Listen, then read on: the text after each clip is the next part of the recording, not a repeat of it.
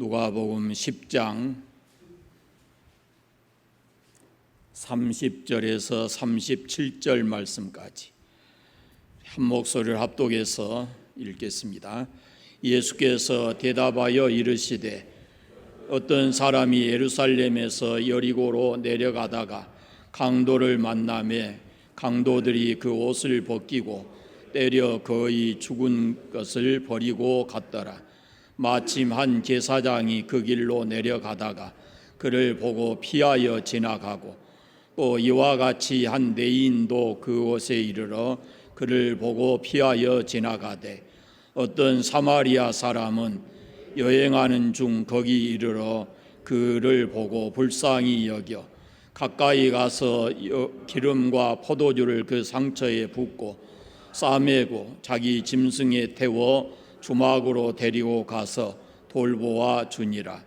그 이튿날 그가 주막 주인에게 데나리온 둘을 내어주며 이르되 이 사람을 돌보아 주라. 비용이 더 들면 내가 돌아올 때에 갚으리라 하였으니 네 생각에는 이 세 사람 중에 누가 강도 만난 자의 이웃이 되겠느냐. 이르되 자비를 베푼 자니이다. 예수께서 이르시되 가서 너도 이와 같이 하라 하시니라. 아멘. 십계명을 펴겠습니다.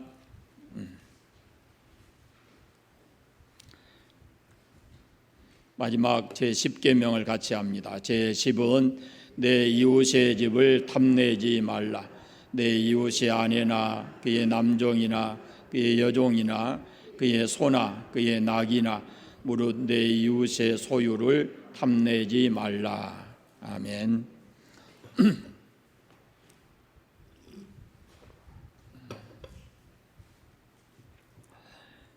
오늘 우리가 읽은 본문은 30절의 시작을 보면은 예수께서 대답하여 이르시되 이렇게 시작이 됩니다. 그러니까 누군가의 물음에 예수님께서 답을 하시는 내용입니다. 율법사가 내 이웃이 누굽니까? 라고 물었을 때 예수님께서 비유로 하신 말씀입니다. 우리가 익히 선한 사마리아인의 비유 이렇게 알고 있습니다. 이 본문을 제대로 이해하기 위해서는 25절부터 거슬러 올라가야 합니다. 어떤 율법사가 예수님께 선생님, 내가 무엇을 하여야 영생을 얻으리까? 라고 질문을 합니다. 그런데 이 율법사의 질문은 좀 순수한 마음에서 하는 것이 아니고 예수님을 시험하려고 했다라고 기록하고 있습니다. 많은 사람들 앞에서 예수님을 망신시키고 율법적으로 그를 책잡아 넘어뜨리려고 하는 어떤 가시돋친 질문이다, 이렇게 볼 수 있습니다. 또 29절에 보시면 이 사람이 자기를 옳게 보이려고 예수님께 여짜오되 그랬습니다. 그러니까 이 질문을 통해서 자기의 유식함, 자기의 위대함, 자기의 의로움, 이런 것들을 사람 앞에 자랑하기 위해서 질문했다라고 우리가 판단할 수 있습니다. 이 사람은 처음부터 예수님의 말씀을 듣고자 한 것이 아닙니다. 자기의 옳음을 나타내어서 예수님께 칭찬받고 사람들에게 자기를 드러내고 싶은 그런 마음에서 시작이 되었습니다. 예수님께서 그 마음을 아시고 그 물음에 스스로 답을 하게 하시고 그대로 해라, 그러면 네가 살리라, 이렇게 말씀을 하셔요. 그랬더니 그가 다시 그러면 내 이웃이 누굽니까? 라는 질문을 예수님 앞에 합니다. 그런데 이렇게 질문하는 의도도 자기를 옳게 보이려고 했다라고 성경은 말씀합니다. 예수님께서 이런 사람에게 그의 교만을 깨뜨리시고 그가 잃어버린 이웃을 진정으로 찾게 해주는 그런 강도 만난 어떤 사람의 이야기를 그에게 해주고 있습니다. 여기서 우리가 잊지 말 것은 이 사람의 처음 질문이 내가 무엇을 하여야 영생을 얻으리까? 이렇게 묻습니다.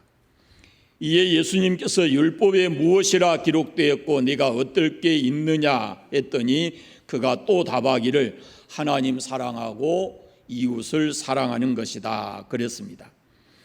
그의 대답을 들으시고 예수님께서 네 대답이 옳다. 이를 행하면 네가 살리라. 이렇게 말씀을 하십니다. 그러니까 예수님과 이 율법사가 주고받는 이야기 속에서, 대화 속에서 우리가 신앙이라는 것이 무엇인가를 확실하게 알 수 있습니다. 그것은 첫째는 하나님과의 관계이고 두 번째는 사람들과의 관계이다라는 것을 예수님이 말씀을 하십니다. 하나님 사랑하는 것과 이웃 사랑하는 것이 그것이 우리의 신앙과 관계에 있는 것이고 그렇게 하면 네가 살리라라는 것을 말씀하신 것을 보면 영생을 얻는 사람은 반드시 이와 같은 삶을 살아야 된다라고 말씀하고 있습니다. 자, 오늘 이야기는 우리가 신앙생활 조금 오래 하신 분들은 너무 많이 들은 내용이고 익히 잘 알고 있는 이야기이기 때문에 길게 설명할 필요는 없겠지만 한 가지 여러분이 조심할 것이 있습니다. 그것은 이미 여러분이 듣고 알고 있는 이야기를 다 내려놓으세요. 그 다음에 말씀보다 여러분이 앞서지 마시고 순수한 마음으로 이 말씀을 들으셔야 합니다. 첫째는 강도 만난 그 사람에게 어떤 책임도 예수님은 묻고 있지 않습니다. 왜 혼자 그 위험한 길을 갔느냐? 그 험한 길을 혼자서 갔으니 강도를 만난 것 아니냐? 이렇게 강도 만난 사람에게 어떤 책임을 묻고 있지를 않아요. 우리가 이 점을 잊지 말아야 됩니다. 누군가 어려운 일을 당했는데 그 어려운 일 당한 사람을 놓고 왜 그렇게 되었다냐 하고 따져 묻는 것은 그것은 옳지 않는 행위입니다. 그렇지 않아도 어렵고 힘든데 원인을 따져 물어서 뭐 하겠습니까? 그 원인이 나온다고 해서 원인을 따져 묻는다고 해서 상황을 되돌려 놓을 수도 없는 것인데 지금 강도 만난 사람이 죽어가고 있습니다. 죽어가는 생명을 놓고 이러쿵 저러쿵 할 일이 아니고 그냥 말 없이 다가가서 그를 도와주면 되는 것입니다. 강도 만난 사람이 내 앞에 있습니다. 맞아서 거의 죽어가고 있습니다. 그런데 그 사람을 앞에 놓고 무슨 말이 필요하겠습니까? 우선 살려놓고 보는 것이지. 도와주고 나중에 할 일이지. 이 사람이 어떤 사람인가, 어떤 죄를 지어서 적골이 되었을까, 이것은 아무런 의미가 없습니다. 우선 살려놓고 보아야 합니다. 이런저런 말보다 행동이 앞서야 된다라는 것을 말씀하고 있습니다. 이 이야기 가운데 예수님께서 세 사람을 등장시킵니다. 그 세 사람 중에 그냥 지나쳐버린 두 사람은 종교적 인물입니다. 대제사장, 그 다음에 레위 사람 이렇게 되어 있습니다.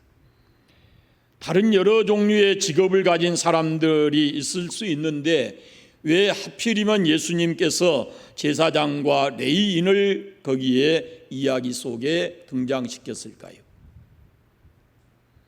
이 사람들이 당시 종교계의 최고위층에 있는 사람들인데 그들을 여기 이렇게 거론한 것은 종교계를 향한 어떻게 보면 강한 도전인 것이죠.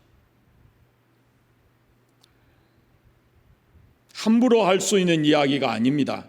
그래서 어떤 사람은 이 비유를 이렇게 생각을 합니다. 이건 예수님이 만들어낸 얘기가 아니고 얼마 전에 실제로 있었던 사건인데 이런 이야기는 이미 사람들이 다 알고 있는 이야기다, 퍼져 있는 이야기다, 이렇게 생각을 하는 겁니다. 만약에 생각해 보십시오. 예수님이 그냥 꾸며낸 이야기라고 하면 그 당시에 이 종교계를 이렇게 좌우지했던 제사장, 레위인들 이 사람들이 예수님에 대해서 가만히 있었겠습니까? 다른 조그만 일이 있어도 이건 신성 모독이다 그러면서 예수님을 걸고 넘어지고 예수님을 잡아가려고 하고 했었는데, 이 사건이 있는 다음에 아무런 반응이 없어요. 성직 모독이라고 하는 무슨 그런 일로 인해서 예수님께서 무슨 변을 당할 수도 있었는데 전혀 그런 일이 없었던 것으로 보입니다. 그러니까 이미 다 일어난 사건이고 이미 다 알고 있는 이야기를 예수님께서 이렇게 가져와서 지금 이야기하고 있는 거 아닌가라는 그런 말씀입니다. 먼저 제사장을 생각해 보십시오. 제사장은 성전에서 봉사하는 사람입니다. 하나님 앞에 제사를 드리는 곳, 제사를 집행하는 그런 성별된 사람입니다. 그런데 이 제사장은 항상 마음뿐만 아니라 몸도 언제나 깨끗하게 해야 합니다. 그래서 자기가 제사를 드리는 이렇게 순서가 되면은 얼마 전부터 모든 사생활은 다 끊고 자기를 위해서 먼저 하나님 앞에 제사 드리고 몸도 마음도 깨끗이 해야 합니다. 그런 다음에 자기에게 돌아오는 제사장의 몫을 하게 되어 있습니다. 이처럼 함부로 더럽혀질 수 없는 제사장이 강도 만나서 거의 죽어가는 사람을 이제 지나가게 되는 겁니다. 피투성이가 되어서 거의 죽어갑니다. 하지만 성별된 이 제사장으로서 이 사람을 만지고 돕다가 피를 묻히게 된다든지, 혹 그간에 이 사람이 죽게 되면은 시체를 만지게 되는 경우가 되는데, 그러면은 문제가 복잡해지는 겁니다. 레위기 24장에 보면은 제사장은 시체로 부정해지게 되면은 하루 동안 부정합니다. 그래서 성내에 들어가지를 못하고, 그리고 이 제사장의 몫은 24반열로 이렇게 돌아가면서 제사장의 직무를 하기 때문에 자기 순서가 되면은 그걸 놓치면은 그 다음에는 거의 1년이 넘어가야 돌아오게 되는 겁니다. 이런 입장에서 제사장이 불쌍한 사람을 돕는다고 피나 시체를 만지게 되는 날에는 하나님께 제사 드릴 수 있는 그런 기회, 소중한 기회를 잃어버리게 되는 거죠. 그래서 내가 중요한 일인 제사를 드리는 일을 망치면서까지 이 지금 죽은 시체와 같은 사람을 도와줄 수 있겠는가라는 생각을 하게 됐을 겁니다. 그런데 이는 예수님 말씀을 보면은 나는 자비를 원하고 제사를 원치 아니하노라 하신 하나님의 그 근본 뜻을 좀 벗어나 있는 행위입니다. 그는 불쌍한 사람을 돕는 것이 하나님께 양을 잡고 제사를 드리는 것보다 하나님이 훨씬 더 소중하게 보신다라는 것을 이 사람은 잊고 있었던 것입니다.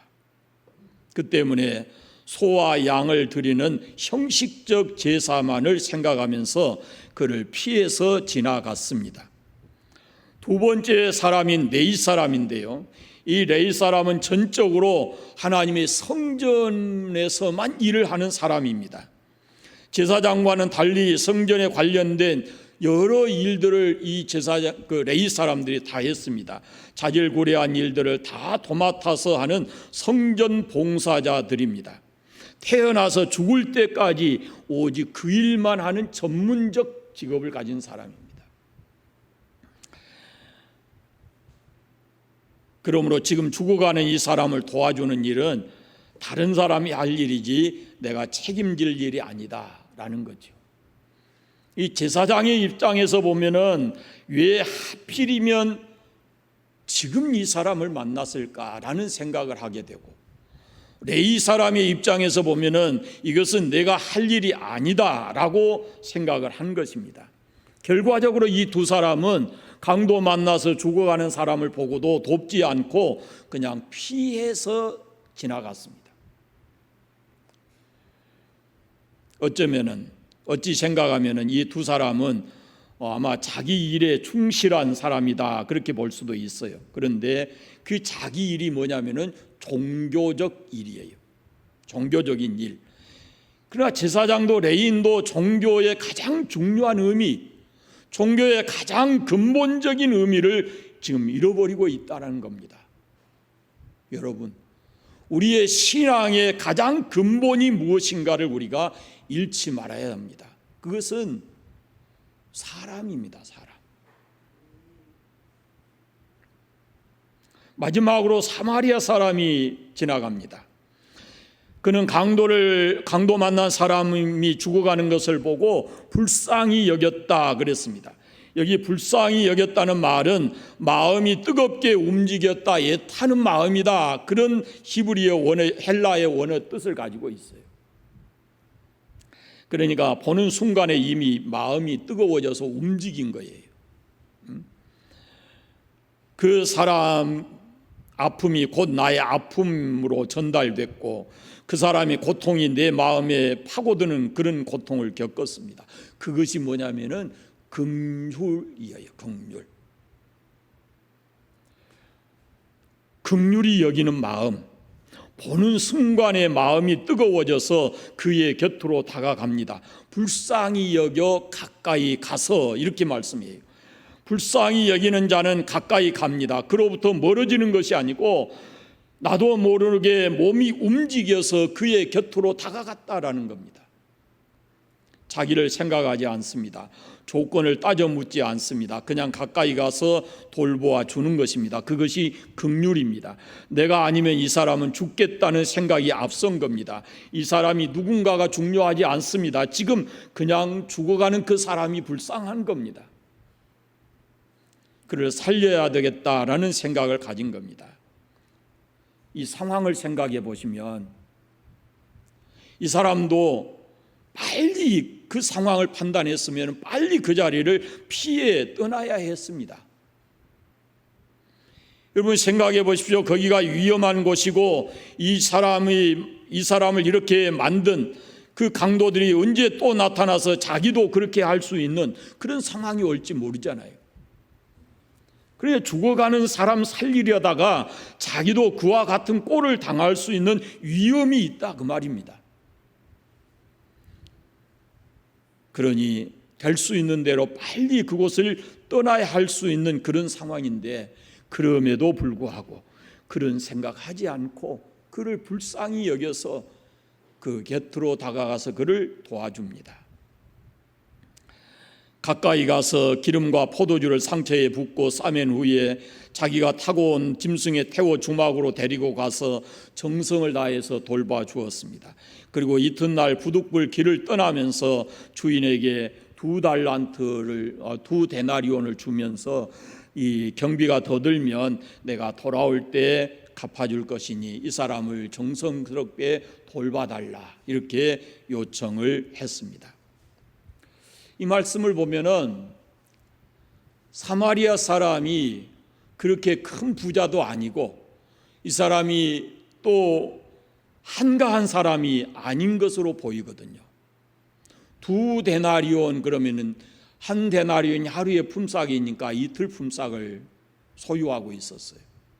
그럼 결코 그렇게 많은 돈이 아니에요. 거기다가 이 사람이 이튿날 그곳을 부득불 떠나야 될 상황이 됐다면은 이 사람은 결코 한가한 사람이 아니다라는 것을 우리가 알 수 있습니다.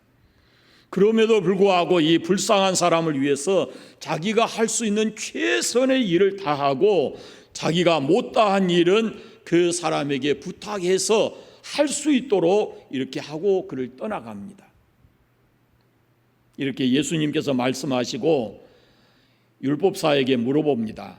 네 생각에는 이 세 사람 중에 누가 강도 만난 자의 이웃이 되겠느냐?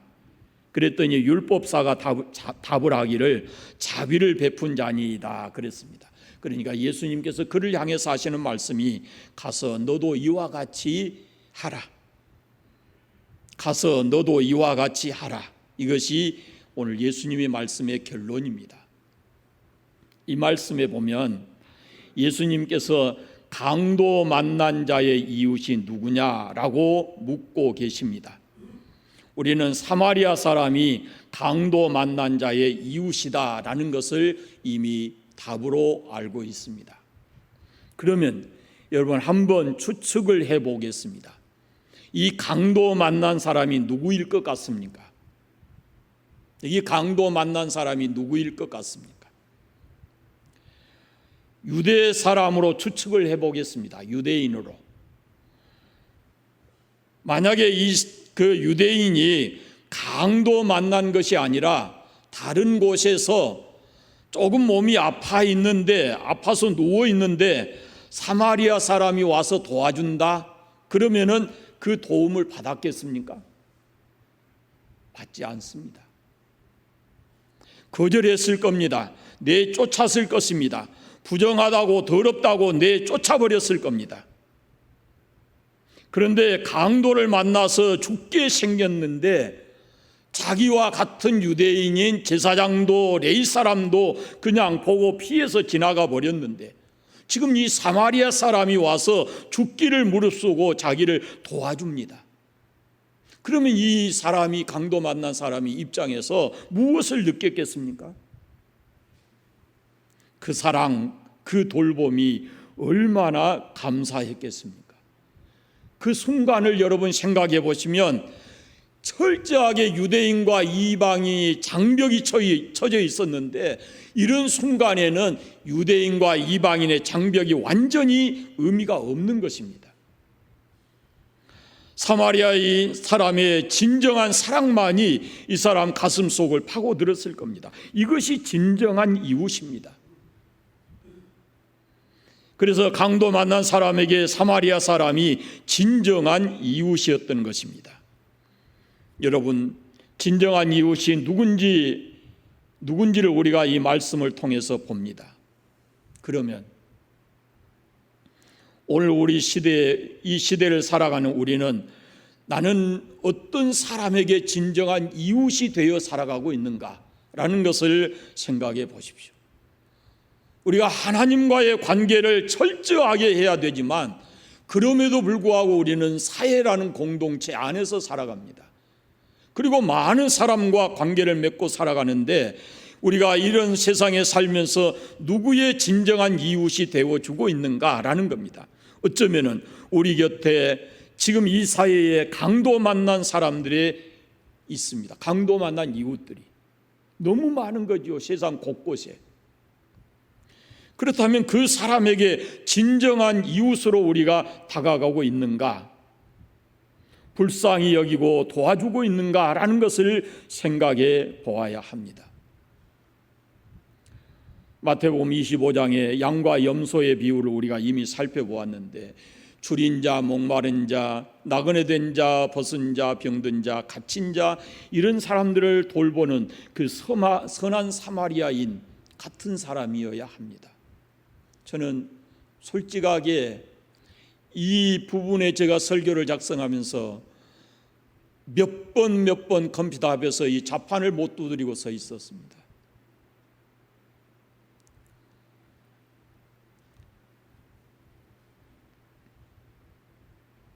수도 없이 제 마음속에 거리낌이 많아서 제가 이 설교를 하기에 합당한 사람인가라는 생각이 들어서 설교 작성하다 말고 눈물 나고 하나님 앞에 회개하고 몇 차례 자판을 놓고 주저앉아서 주의 이름을 불렀습니다.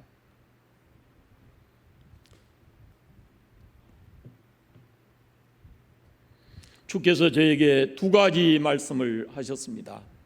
첫째는 이 본문에서 생각해 볼 수 있는 이 땅의 모든 사람이 지금 강도 만난 사람들입니다. 요한복음 10장에 보면은 도둑이 오는 것은 도둑질하고 죽이고 멸망시키려는 것뿐이라 그랬는데 여기서 말하는 도둑은 사탄입니다. 사단에 의해서 이 땅의 모든 사람은 강도 만난 사람과 같이 사망과 죽음의 그늘 아래에 놓이게 됐습니다.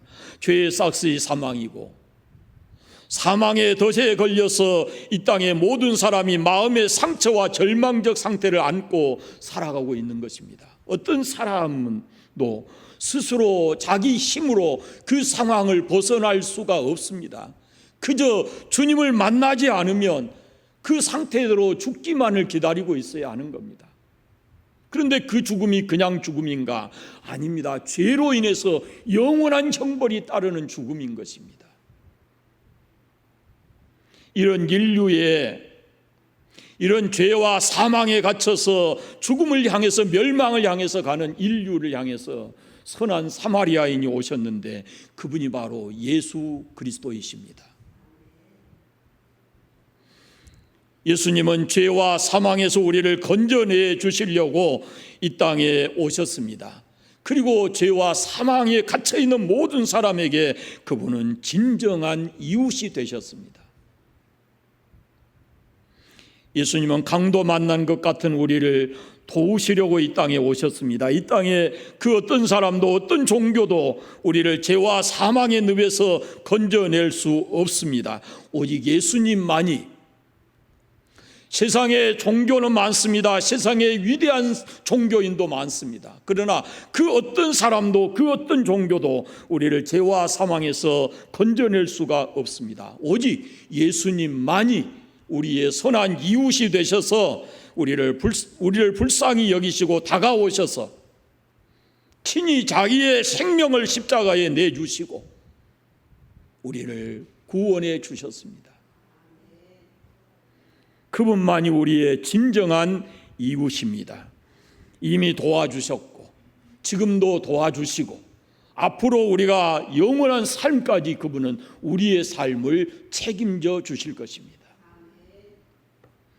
이 예수님을 우리가 마음속에 받아들여야 그래야 삽니다. 거부하지 말고 예수님의 손을 붙잡을 때 우리가 영원한 생명을 얻게 되는 것입니다. 또 하나 예수님이 저에게 주신 말씀은 우리가 다 이 예수님을 내 마음속에 모시고 사는 그리스도인입니다. 예수님을 영접했습니다. 이제 우리 안에 영원한 생명이 있습니다.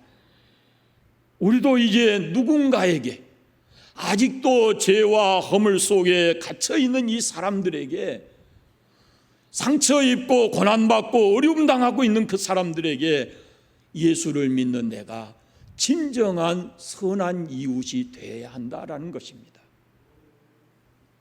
사랑하는 여러분, 제가 오늘 여러분에게 이 숙제를 드리겠습니다. 저도 마찬가지예요. 저도 이 한 주간에 풀어가기를 원합니다. 그것은 지금 우리 곁에 있는 이 강도 만난 자와 같은 자가 누군가를 생각하시고 이 한 주간에 꼭 한 번이라도 여러분이 선한 사마리아인이 돼서 손을 내밀고 그를 붙잡아 주시기를 바랍니다. 이것이 진정으로 우리가 예수 그리스도를 믿는 신앙인으로서 해야 될 영원한 생명을 예수님께로부터 받은 우리가 해야 될 일이다 라는 것입니다. 곳곳에서 들려오는 탄식의 소리, 죽음의 소리를 귀 기울여 들을 수 있게 되기를 바라고 손을 내밀어 그들을 붙잡아주는 한 주간이 되시기를 바랍니다. 기도하겠습니다. 하나님 아버지 감사합니다. 영원히 멸망받을 우리를 죄와 사망의 늪에서 벗어날 수 없고 멸망을 향해 달려가는 우리에게 주님 찾아오셔서 우리를 만나주시고 선한 이웃, 선한 사마리아인 같이 우리를 도와주시고 지금도 돕고 계시고 우리의 영원한 삶까지 책임져 주시는 주님을 만날 수 있도록 주님을 믿을 수 있도록 은혜 주셔서 감사합니다. 이제 우리가 주 안에 있게 하시고 또한 우리도 이 땅을 살아가는 동안에 주님의 마음을 담고 우리가 선한 사마리아인처럼 세상에 많은 사람들 고통당하고 어려움당한 죄와 허물 속에 빠져있는 많은 사람들에게 손을 내밀어 그들을 가까이 하게 하시고 그들을 도와줄 수 있는 저희들 되게 해주시기를 원하옵고 기도합니다. 이 한 주간도 주님의 그 마음을 마음에 담고 살아가는 저희들 되게 하여 주시옵소서. 예수님의 이름으로 기도드립니다. 아멘.